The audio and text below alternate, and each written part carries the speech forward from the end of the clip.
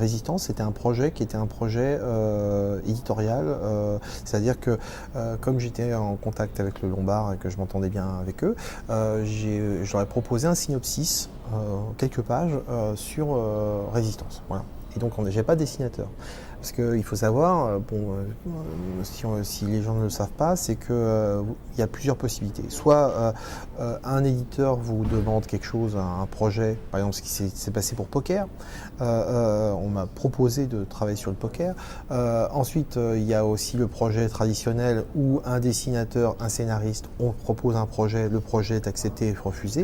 Et il y a aussi la troisième possibilité, c'est que tu proposes un projet sans dessinateur. Et pour ensuite avoir le scénario validé, et une fois que le scénario est validé, tu cherches un dessinateur. Et Claude, en fait, je l'ai trouvé sur un site professionnel, et bon, j'avais déjà repéré ses albums précédents. Et voilà, et ça a été évident, quoi. Il a eu des personnages qui m'ont plu. Les premières planches qu'il a faites, c'était des planches. Il y avait une planche qui était une planche de l'attaque du camion, le début du tome 1, et une planche un peu sur la plage, vers la 18 du tome 1. Et là, je me suis dit, ok.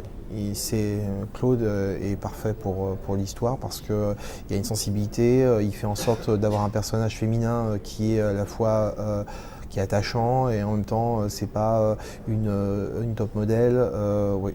Voilà, donc c'est un côté, moi j'ai beaucoup aimé ça.